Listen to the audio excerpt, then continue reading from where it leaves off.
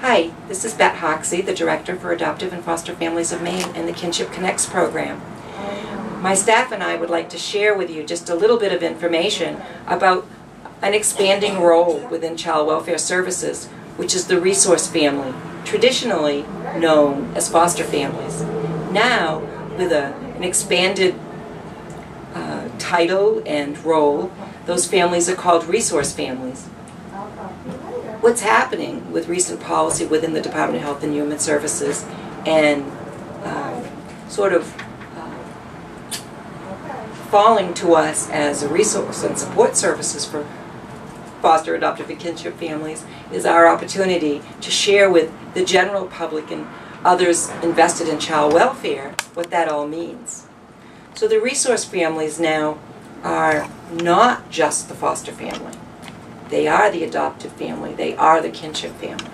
And kinship meaning relatives or someone who has been known to the child for an extended period of time.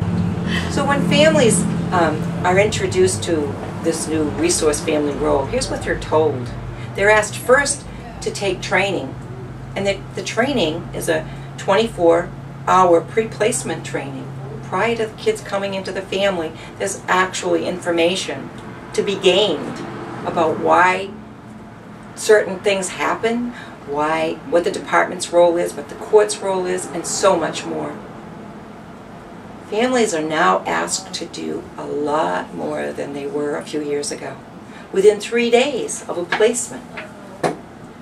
Once that foster care license is in place, within 3 days of the placement, parents, birth parents and resource families are asked to sit down at the table and discuss the strengths of that family of origin and what is it that they know about their child that they can share with the resource family. The goal is reunification, and that starts with a mutual respect for one another in spite of whatever challenges may have brought that child into care.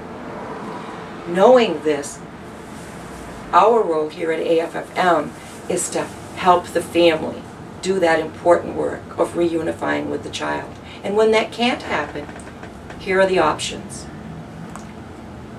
Whenever possible, that child will be placed with a relative, a grandparent, an aunt, uncle, cousin, maybe the school social worker, maybe the coach, but somebody has had an investment in that child's life prior to placement. And each of those individuals are asked to work with the birth family to move quickly to reunification. However, when that can't happen, and if there is no relative, then the resource family, what we always call the foster family, will be asked to step to the plate. Will they be willing to provide an adoptive home for that child if parental rights are terminated and there's no relative? That isn't always the case. Not everybody wants to adopt, and that's okay. When they can't adopt, they are asked then to help that child transition successfully into an adoptive placement outside of the resource family home. It's a definitely expanding role. Some of the resources that we provide to support those families are here within this room, and I'll introduce Amanda so she can talk quickly about the seasonal activities coordinator position. Hi, my name is Amanda. I help with summer camps, and that provides services, some funding, scholarships to different camps that each child has an interest in. Also, we help with the holiday gift giving program. Can I just interrupt you for a second? I was thinking, along with the kids having the opportunity to go to a summer camp, it also gives those caretakers a break. And many of those caretakers are kinship providers who may not be getting financial reimbursement for the work that they're doing. Yeah, and sometimes we run into not having, even with the funding that we're helping with, them even having enough resources that way to go and having to find scholarships outside of us helping here at AFFM. So it's been challenging but fun at the same time, so I've been happy. Can you talk a little bit about other things that they may need to go to camp, other clothing items and material goods that we might have donated through different vendors? Well, they have backpacks, different different stuff that comes in, books and Clothing. Yeah. So we'll help in any way we can. That's great, thanks. So Nicole, how can you expand on that in terms of, yeah, well, I mean, because you're specifically geared to working with the kinship, the relatives as parents program, and how is that different? What's the difference for kinship families, for instance, that are in the formal system and the children come in through child protection as opposed to those who don't? Which I think a lot of people don't understand, that there's an informal and a formal system. Informally, often I was an informal caregiver.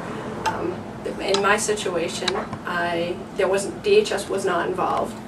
I actually just went and got my niece from my. And so you were offering child protection, and what were the other things that you had to offer for her? What were you doing in addition to caring for her? Give her home and love, but some of the tough things are medical care. What do you do? Like within the first week I had her, she had a double ear infection. What do I do? I don't have her information. I didn't have anything to go by. Right. So that's some of the those struggles. are the concerns, and I myself have experienced them. So I can lend an empathetic ear to these families and give them some guidance from firsthand knowledge. So that's what I bring to the table. Thank you so much. So Megan, some of the things that you do really are frontline. I mean, the newsletter is like this massive mailing. Takes you lots of time, but it's also it's a work. It's a work in progress constantly. And what are the kinds of things that we share in that newsletter? If there are upcoming trainings for any resource family, we also put on support groups. We work with Maine Kidskin, and they provide support groups for kinship families, so we put those in there.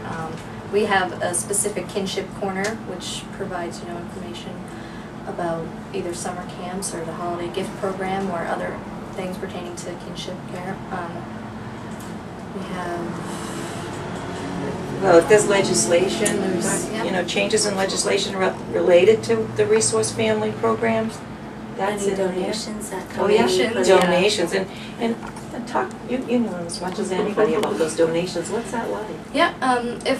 Sometimes if a child's placed in a family needs, say, a dresser or a bed or any type of material good like that, or household items, we have what we call a listserv, and we can put out those requests on that, and hopefully get some information back with those items. And it's pretty rare when we don't. It's on our website. Yep, and we have our website also, which offers that. And we get materials statewide. We find a way to get them all. We have beds right now that we're trying to move out, and just.